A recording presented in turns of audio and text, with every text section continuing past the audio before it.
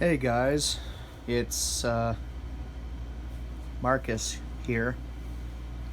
So, sorry about not uploading for quite a while, comma. I was kind of burnt out, but I'm back now. So, I will continue where I left off on the 5th video,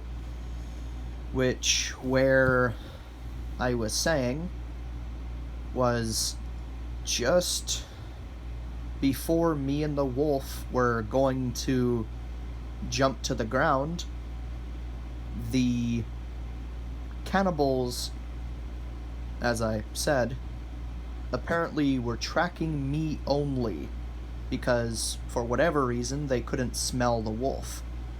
So, I only saw one of the cannibals, but I knew that there were more of them because they travel in packs. So I told the wolf, in his mind, I told him, if we jump down now, we have a chance of killing this single cannibal without making any noise, and we can jump right back up into the trees, but higher in the trees, like near the middle of the trees, instead of kinda close to the ground. The wolf looked at me and nodded. So I decided that that's what we would do. I told the wolf, "Do you know how to silently kill?" The wolf shrugged, and I said, "That's perfectly fine. I will do it myself then." The wolf nodded, and I took out a dagger that I had, and just right before I was already letting go of the tree, but then the wolf somehow made a grunting noise without alerting the cannibal, and I looked at him, and he shook his head no quickly, and then he looked down.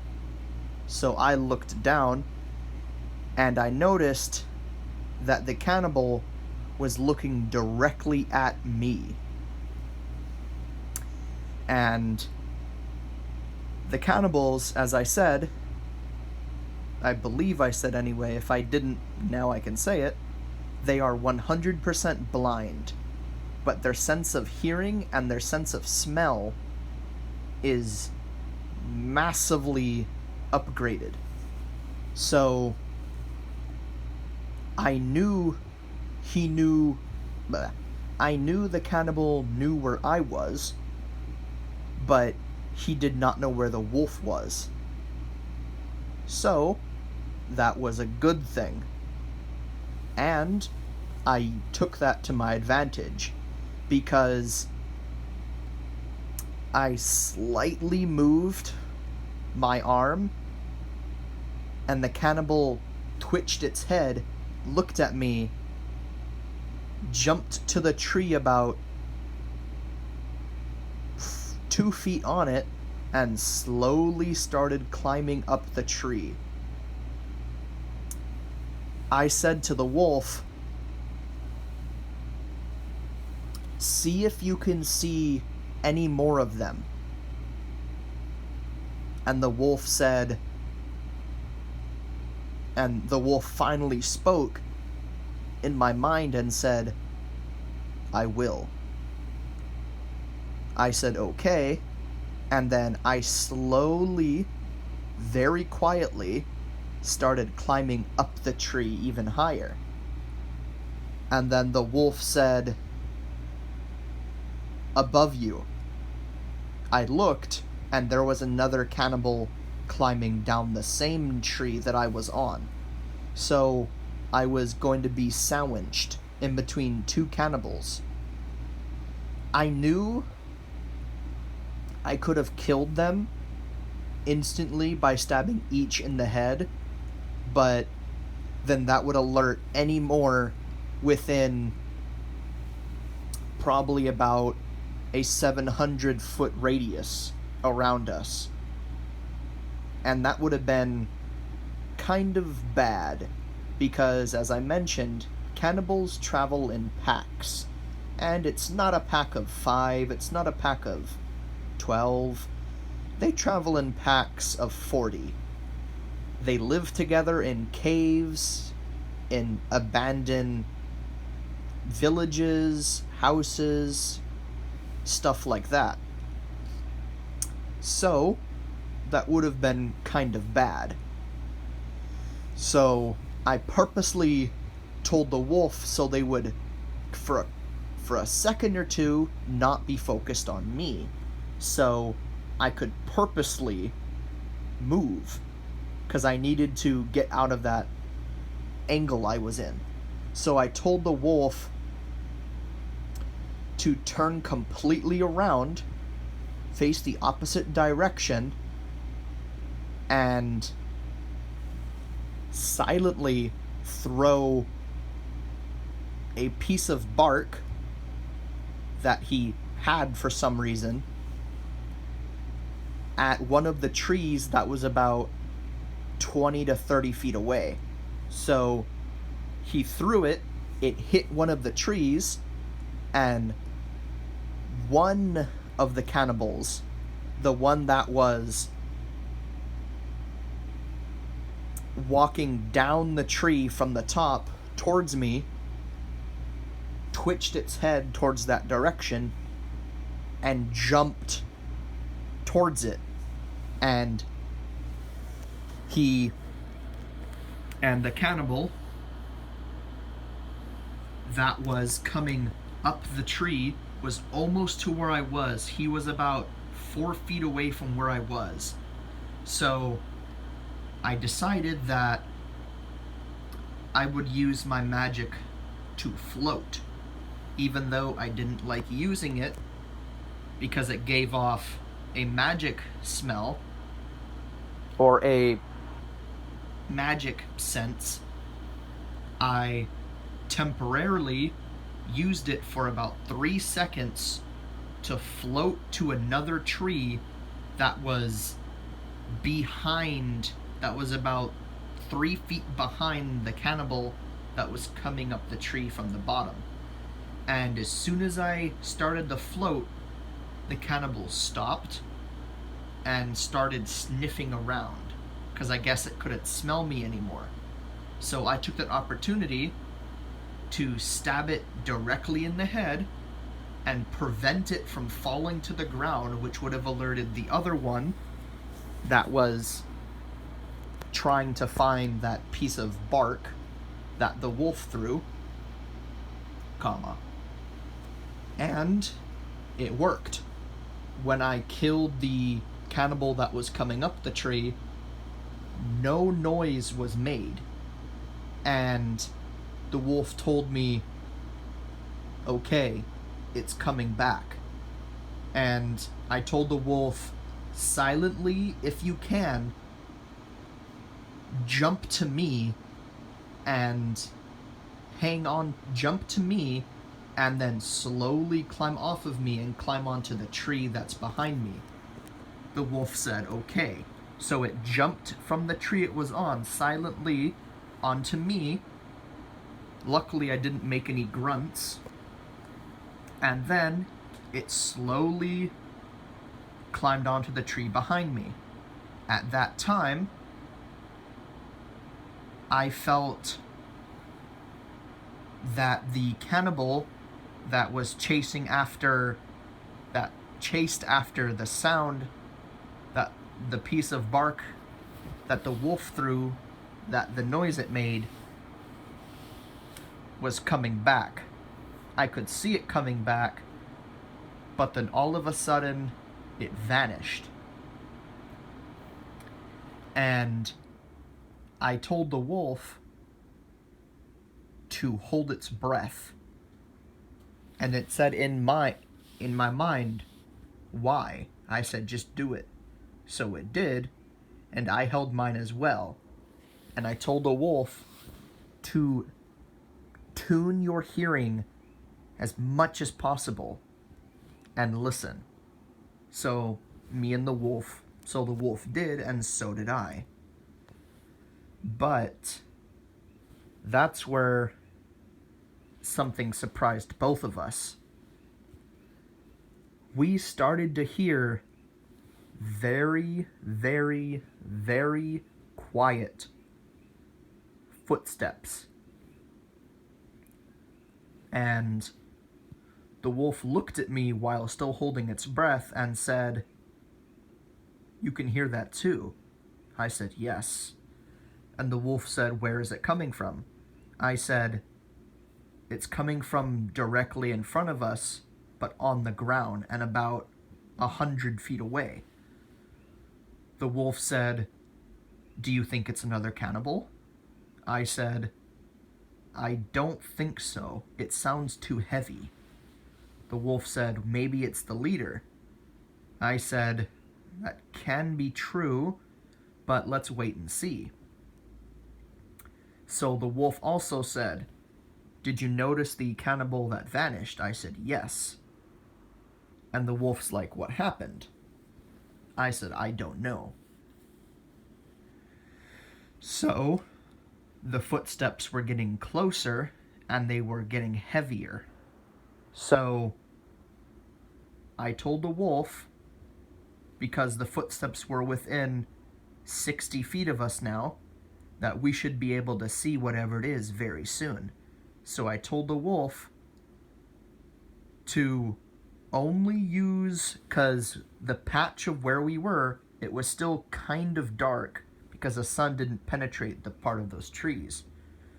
So I told the wolf to use night vision, but focus it in his right eye and focus it into the direction of the footsteps. The wolf said yes, and I also said, "You can breathe, you can stop holding your breath." And I stopped too. The wolf used night vision in his right eye and focused on the direction that the footsteps were coming from. And the wolf noticed that he could hear the footsteps as they were about 30 feet away, but he couldn't see anything. I said, "That's odd. There's nothing there." The wolf said, "Can you smell anything?" I started to smell, and I said, "Very, very, very faintly, I can smell rotten meat," which is a key factor of it being a cannibal. But the wolf said, "Maybe it's the cannibal that vanished." I said, "But it wouldn't have gotten bigger and heavier from the footstep sounds." The wolf's like, "Yes, that is true." I asked the wolf, "Can you use magic sense?" The wolf said, "Yes, but not really." I said, "Okay, that's fine. I will do it then." And I told the wolf to put his hand on me so he could see through me with magic sense. The wolf did. I used magic sense, and what we saw shocked both of us, because I wasn't expecting this. Neither was the wolf. The big, heavy footsteps were now 10 feet away from the tree that we were in. And what was making the footsteps was a massive cannibal on all fours, slowly walking over to the tree. And the wolf looked at me with a bit of fear in its eyes. I said, "Don't worry, it will not find us." The wolf then said, "How do you know?" I said, "Because, remember the trees we were previously at? The ones that are 15 feet that way?" The wolf's like, "Yes." I said, "Well, I purposely left my scent over there. And for some reason, they couldn't smell you. So I left that as your advantage, and I didn't put your scent over there." The wolf said, "Well, that's good." I said, "Yes."